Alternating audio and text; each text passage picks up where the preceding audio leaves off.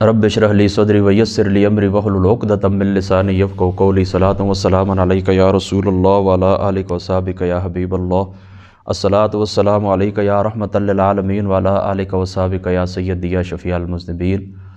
آج رجب شریف کی 25ویں تاریخ ہے 1444 ہجری اور فروری کی 16 تاریخ سن 2023 جمعرات کی شب ہے۔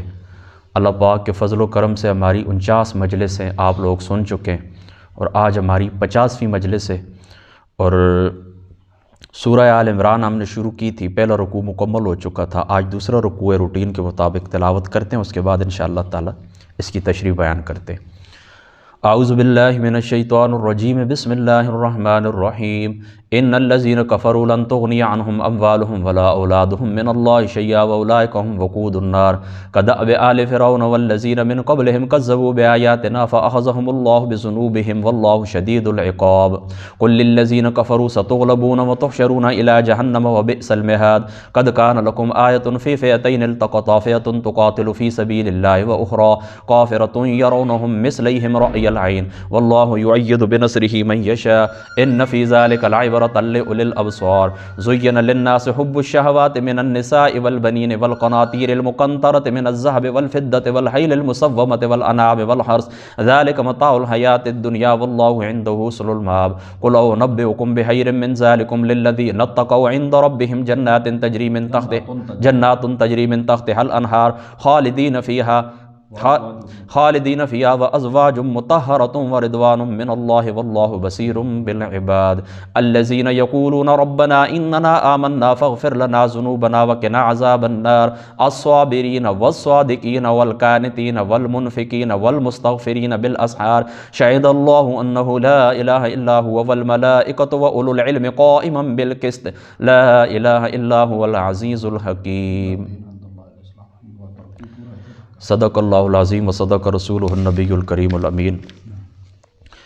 یہ میں نے جو رکوع آپ کے سامنے تلاوت کی ہے، اللہ تعالیٰ کی جو ذات مقدس ہے، پیچھے ابتدا کے اندر جس وقت ہم سورہ آل عمران شروع کر رہے تھے تو میں نے آپ لوگوں کو یہ بات بتا دی تھی کہ یہ سورہ آل عمران اس کی جو تقریباً 80 آیات بینات ہیں، تو یہ اللہ تعالیٰ کی ذات اقدس نے اس وقت نازل فرمائیں جب نجران کا وفد حضور علیہ السلام کی ذات مقدسہ کے پاس حاضر ہوا تھا۔ وہ رکوع ہمارا مکمل ہو چکا ہے۔ اب دیکھیں اللہ تعالیٰ کیا فرماتا ہے، ان الذین کفروا لن تغنی عنہم اموالہم ولا اولادہم من اللہ شیئا، بے شک وہ لوگ جنہوں نے کفر اختیار کیا نہ بچا سکیں گے انہیں ان کے مال اور نہ ان کی اولاد اللہ کے عذاب سے کچھ بھی، واولئک ہم وقود النار، اور وہی بدبخت لوگ جہنم کا ایندھن ہیں۔ دنیا کے اندر اس طرح جو جبابرہ گزرے ہیں، ظالم لوگ گزرے ہیں، اپنے آپ کو کچھ سمجھنے والے لوگ گزرے ہیں، تو جہاں پر اپنے آپ کو چھڑانے کی بات آئی ہے تو انہوں نے اپنے مال کا تذکرہ کیا ہے، اپنے مال کا، کہ ہم کیا کریں گے، جان چھڑا لیں گے اپنی۔ اور پھر محبت کا جہاں پر تذکرہ آیا تو وہاں پر بیٹوں کا ذکر اللہ تعالیٰ کی ذات اقدس نے فرمایا ہے کہ ظاہری سی بات ہے کہ جو اولاد کی محبت ہوتی ہے اس کے اندر بھی بندہ گم ہو جاتا ہے، اس کے اندر بھی بندہ گم ہو جاتا ہے۔ بہرحال سادی سی بات آپ یہاں پر یہ یاد رکھیں، وہ چونکہ آگے انشاءاللہ تعالیٰ بات آئے گی وہاں پر میں آپ کو تفصیل کے ساتھ بتا دوں گا کہ یہ دنیا کا جو مال ہے اور دنیا کی جو افرادی قوت ہے، آپ کے بیٹے ہوں، آپ کے رشتہ دار ہوں، یہ کچھ بھی آپ کے کام نہیں آئیں گے، اللہ تعالیٰ کی بارگاہ کے اندر آپ کو یہ چیزیں نہیں چھڑا سکیں گی۔ چھڑانے والی جو چیز ہے اللہ تعالیٰ کی بارگاہ کے اندر، جو نجات دینے والی چیز ہے وہ اللہ تعالیٰ کی ذات اقدس کے اوپر ایمان ہے اور اللہ تعالیٰ کی ذات اقدس کا خوف ہے۔ جس طرح حدیث معراج کے اندر میں نے آج ہی پہلے جو ہماری نشست تھی اس کے اندر میں نے آپ کو بتا دیا کہ حضور علیہ السلام کی ذات اقدس سے جس وقت منجیات کے متعلق، نجات دینے والی اشیاء امور کے متعلق سوال کیا گیا تو وہاں پر حضور علیہ السلام نے یہی فرمایا کہ جلوت اور خلوت کے اندر اللہ تعالیٰ کا خوف رکھنا، یہ چیز وہاں پر اللہ تعالیٰ کی بارگاہ کے اندر کام آئے گی۔ اور یہ جو لوگ اپنے بیٹوں کے اوپر تکبر کرتے ہیں اور اپنی اولاد کے اوپر تکبر کرتے ہیں تو اللہ تعالیٰ فرماتے ہیں یہی لوگ ہیں وہ اولئک ہم وقود النار، یہ بدبخت لوگ کون ہیں، جہنم کا ایندھن ہے۔ کدأب آل فرعون والذین من قبلہم، ان کا طریقہ مثل طریقہ آل فرعون کے اور ان لوگوں کے تھا جو اس سے پہلے تھے، کذبوا بآیاتنا، انہوں نے جھٹلایا ہماری آیتوں کو، فأخذہم اللہ بذنوبہم، پس پکڑ لیا انہیں اللہ تعالیٰ نے ان کے گناہوں کی وجہ سے، واللہ شدید العقاب، اور اللہ تعالیٰ کی ذات ایک سخت عذاب دینے والا ہے۔ اللہ اکبر۔ دیکھیں اکثر دیکھا گیا ہے کہ مال اور اولاد کی کثرت انسان کے اندر، میری طرف آپ یار توجہ رکھیں نا، اکثر یہ بات دیکھی گئی ہے کہ مال اور اولاد کی جو کثرت ہوتی ہے یہ انسان کو خود سر بنا دیتی ہے، تکبر پیدا کر دیتی ہے، اور یہ جو مال اور اولاد کی کثرت ہوتی ہے یہ انسان کو اس عمل کی اجازت نہیں دیتی کہ وہ اپنے اختیار کردہ باطل عقائد کو ترک کر کے حق اور صداقت کی دعوت کو قبول کرے۔ اس آیت میں ایسے لوگوں کے متعلق یہ بتایا گیا ہے کہ یہ مال اور دولت، اہل و عیال انہیں اللہ تعالیٰ کی گرفت سے نہیں بچا سکیں گے۔ اور یہ جو آیت کریمہ میں نے تلاوت کی ہے نا آپ لوگوں کے سامنے، اس میں اللہ تعالیٰ نے مثال دے کر واضح فرما کہ ذرا فرعون اور فرعونیوں کی وہ جو مقام تھا، جا و عشمت تھی، ان کو بھی دیکھ لیں، ان کے اوپر بھی نگاہ ڈال لیں کہ ان فرعونیوں کے اوپر جس وقت عذاب آیا تو نہ ان کے محلات بچا سکے، نہ افرادی قوت بچا سکی، نہ ہی ان کو خزانے بچا سکے۔ تو اگر فرعون جیسا زبردست انسان وہ تباہ ہو گیا ہے تو تم کس باغ کی مولی ہو؟ کدأب آل فرعون والذین من قبلہم کذبوا بآیاتنا فأخذہم اللہ بذنوبہم واللہ شدید العقاب۔ آگے اللہ تعالیٰ کی ذات اقدس فرماتے ہیں قل للذین کفروا ستغلبون وتحشرون الی جہنم وبئس المہاد۔ اللہ تعالیٰ کی ذات اقدس فرماتے ہیں اے محبوب محمد مصطفیٰ صلی اللہ تعالیٰ علیہ وآلہ وسلم، آپ ان سے فرما دیں کہ جن لوگوں نے کفر کیا، ستغلبون، عن قریب تم مغلوب کیے جاؤ گے، وتحشرون الی جہنم، اور آنکے جاؤ گے جہنم کی طرف، وبئس المہاد، اور جہنم کیا ہے؟ بہت برا ٹھکانہ ہے۔ جہنم کیا ہے؟ بہت برا ٹھکانہ ہے۔ حضور نبی پاک صلی اللہ تعالیٰ علیہ وآلہ وسلم نے بدر میں فتح یاب ہونے کے بعد یہودیوں کو اسلام کی دعوت دی۔ کن کو دعوت دی؟ یہودیوں کو۔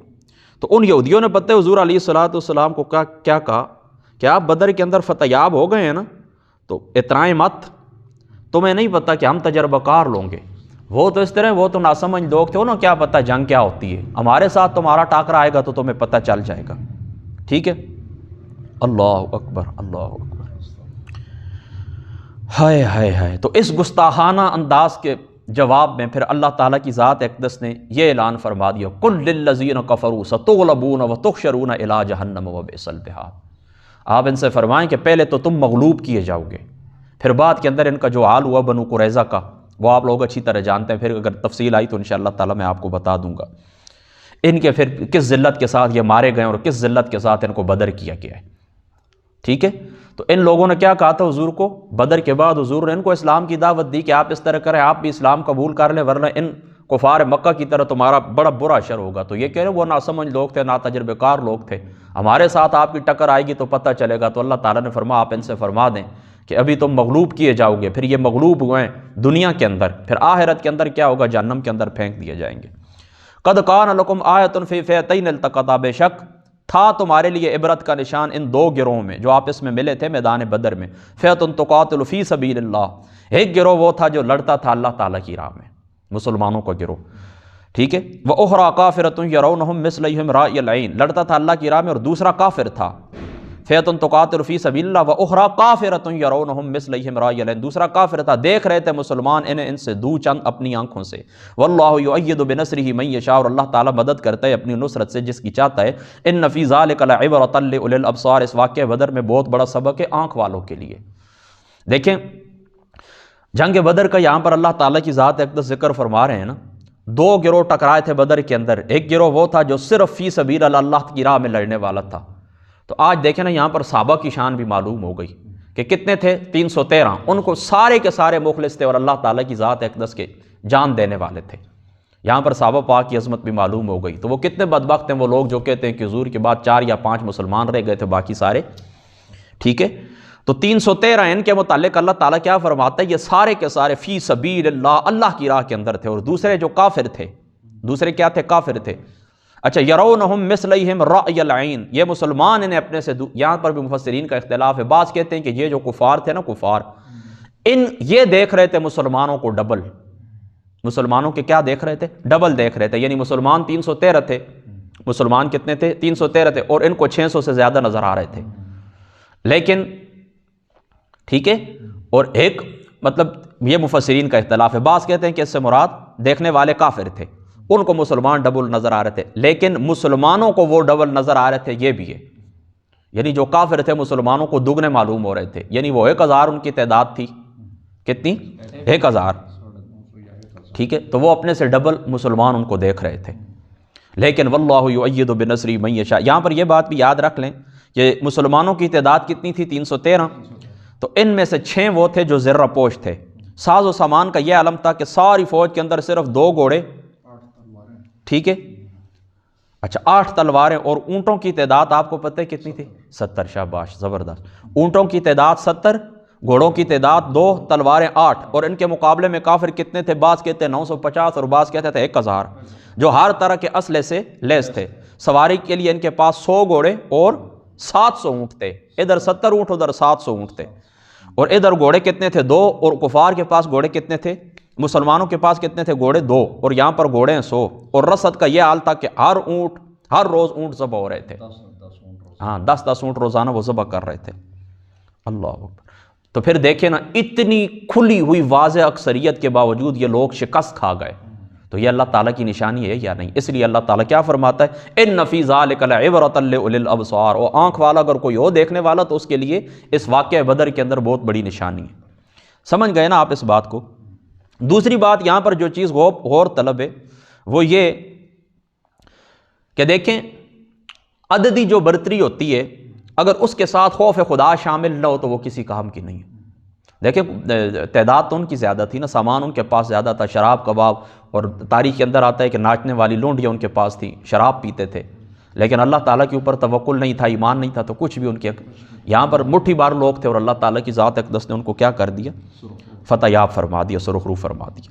آگے سنیے، زُيِّنَ لِلنَّاسِ حُبُّ الشَّهَوَاتِ مِنَ النِّسَاءِ وَالْبَنِينَ وَالْقَنَاطِيرِ الْمُقَنطَرَةِ مِنَ الذَّهَبِ وَالْفِضَّةِ وَالْخَيْلِ الْمُسَوَّمَةِ وَالْأَنْعَامِ وَالْحَرْثِ ذَلِكَ مَتَاعُ الْحَيَاةِ الدُّنْيَا وَاللَّهُ عِندَهُ حُسْنُ الْمَآبِ، اور آراستہ کی گئی ہیں لوگوں کے لیے ان خواہشوں کی محبت، یعنی عورتیں اور بیٹے اور خزانے اور جمع کیے ہوئے سونے اور چاندی اور گھوڑے نشان لگائے ہوئے اور چوپائے اور کھیتیاں، یہ سب کچھ سامان ہے دنیا کی زندگی کا، اور اللہ واللہ، اور اللہ ہے جس کے پاس اچھا ٹھکانہ ہے تمہارا۔ ٹھیک ہے، سمجھ گئے نا اس بات کو؟ دیکھیں یہاں پر اس بات کو آپ نے توجہ سے سننا ہے کہ یہ جو چیزیں مزین کی گئی ہیں، آراستہ پیراستہ تمہارے لیے کیے گئی ہیں، ان کی خواہشات، ان کی محبت اللہ تعالیٰ نے تمہارے دل کے اندر ڈالی ہے۔ کس نے ڈالی ہے؟ اللہ نے۔ ٹھیک ہے، کس نے ڈالی ہے؟ اللہ تعالیٰ نے۔ یہاں پر بھی بعض لوگ کہتے ہیں کہ یہ جو تمہارے لیے چونکہ زُیّنَ آراستہ کی گئی ہیں، مجہول ہے نا، تو یہاں پر مجہول کیا چیز ہے؟ کیا اللہ تعالیٰ نے تمہارے لیے یہ سب کچھ مزین کیا ہے، یا تمہارے نفس نے، یا شیطان نے؟ ٹھیک ہے، تمہارے نفس نے یا شیطان نے۔ جمہور کا نظریہ یہ، اور صحیح تفسیر اس کی یہ، بہتر تفسیر، یہ سب کچھ مزین کی ہے اللہ تعالیٰ کی ذات اقدس نے۔ دیکھیں اللہ تعالیٰ کی ذات اقدس بیویوں کے لیے، یعنی بیویوں کی طرف اٹریکشن پیدا نہ کرے، ان کی طرف محبت اور رغبت پیدا نہ کرے تو دنیا کا نظام کس طرح چلے گا؟ دولت کی محبت اللہ تعالیٰ دل کے اندر نہ کرے تو رزق کے جو وسائل ہیں وہ آپ کس طرح حاصل کریں گے؟ رزق کس طرح کمائیں گے؟ دنیا کی رونقیں ہی ساری ختم ہو جائیں گی۔ تو یہ اللہ تعالیٰ نے تمہارے دلوں کے اندر ڈالی، اس بات کو آپ نے توجہ سے سننا ہے، اور یہ بہت سارے مسائل آپ کے حل ہو جائیں گے۔ دنیا کی محبت، اولاد، بیوی، بچے، خواتین، پیسے، پراپرٹی، یہ سب کچھ محبتیں اللہ نے تمہارے دل کے اندر رکھی ہیں۔ اور دوسری طرف تمہارا امتحان کیا ہے؟ اللہ تعالیٰ نے دوسری طرف یہ بھی فرما دیا کہ میں نے تمہیں اپنی معرفت کے لیے میں نے پیدا کیا ہے۔ میں نے تمہیں کیوں پیدا کیا ہے؟ اپنی معرفت کے لیے۔ تو اب یہ جو چیزیں، ان کی محبت بھی اللہ تعالیٰ نے تمہارے دل کے اندر رکھی ہے، جتنی اللہ تعالیٰ نے اجازت دی ان سے بھی فائدہ اٹھائیں، لیکن ان کے اندر اللہ تعالیٰ تمہارا امتحان یہ ہے کہ ان کی جو محبت رغبت تمہارے، کیا تم ان کے اندر ڈوب کر اللہ کو بھول جاتے ہو، یا ساتھ ان کی محبت بھی باقی رکھتے ہو، اٹریکشن بھی باقی ہے، دل کے اندر محبت بھی ہے، لالچ بھی ہے، ساری چیزیں ہیں، اس کے باوجود بھی اللہ کے احکام کو تم نہیں بھولتے۔ اگر ان لڑکیوں کی، خواتین کی، بچوں کی، پراپرٹیوں کی محبت ہونے کے باوجود اللہ تعالیٰ کی دیگر احکام بھی تم پورے کرتے ہو، رب تعالیٰ نے تمہیں اپنی معرفت کے لیے پیدا کیا ہے، آپ لوگ اس طرح کرتے ہیں کہ وہ احکام بھی رب کے پورے کرتے ہیں، تو دنیا کے اندر یہ امتحانی پرچہ جو تمہیں دیے گیا تم کامیاب چلے گئے ہو اللہ کی بارگاہ میں۔ اور اگر تم اس طرح کرتے ہو کہ یہ جو محبت اللہ تعالیٰ نے تمہارے دل کے اندر رکھی اسی کے اندر کھو جاتے ہو، اور جس مقصد کے لیے تمہیں رب تعالیٰ نے پیدا کیا اس مقصد کو بھول جاتے ہو، دنیا کے اوپر ہی تکیہ لگا لیا، آگے تم نے یہ نہیں دیکھا کہ واللہ عندہ حسن المآب، اللہ کے نزدیک بھی تمہارے لیے بہت بڑا ٹھکانہ ہے۔ یعنی یہ چیزیں میں نے تمہارے لیے ہی بنائی ہیں، لیکن یاد رکھو کہ یہ عارضی ہیں، یہ عارضی ہیں، آخر تمہیں تمہاری آنکھ بند ہونی ہے، خدا کی بارگاہ میں تم نے پیش ہونا ہے۔ تو اس طرح نہ کریں کہ سارا وقت ہی ان کو دے دیں، ان کو بھی وقت دیں جائز، اور وقت دیں اللہ تعالیٰ کی ذات اقدس کو بھی، اپنا مقصد بھی نہ بھولیں۔ ہاں بالکل۔ قل او انبئکم بخیر من ذالکم، اے میرے رسول آپ فرمائیے کیا بتاؤں میں تمہیں اس سے بہتر، للذین اتقوا عند ربہم، جو ان کے لیے بہتر ہے، جو متقی بنے، للذین اتقوا، جو متقی بنے، عند ربہم جنات تجری من تحتہا الانہار خالدین فیہا، ان کے رب کے ہاں باغات ہیں، رواں ان کے نیچے نہریں، ٹھیک ہے، ہمیشہ رہیں گی۔ اچھا، تحت الانہار خالدین فیہا، ہمیشہ اس کے اندر رہیں گے۔ وَأَزْوَاجٌ مُطَهَّرَةٌ وَرِضْوَانٌ مِّنَ اللَّهِ، اور پاکیزہ بیویاں ہوں گی اس کے اندر، وَرِضْوَانٌ مِّنَ اللَّهِ، اور حاصل ہوگی یعنی اللہ تعالیٰ کی خوشنودی، وَاللَّهُ بَصِيرٌ بِالْعِبَادِ، اور اللہ تعالیٰ خوب دیکھنے والا ہے اپنے بندوں کو۔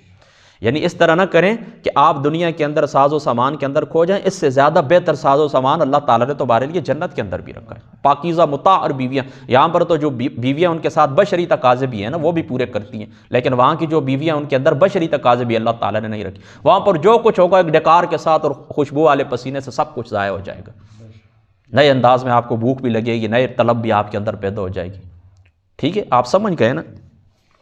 الذین یقولون، یہ وہ لوگ ہیں جو کہتے ہیں اے ہمارے رب، اے ہمارے رب، اننا آمنا فاغفر لنا ذنوبنا وقنا عذاب النار، یقیناً ہم ایمان لائے تو معاف فرما دے ہمارے لیے ہمارے گناہ اور بچا لے ہمیں آگ کے عذاب سے۔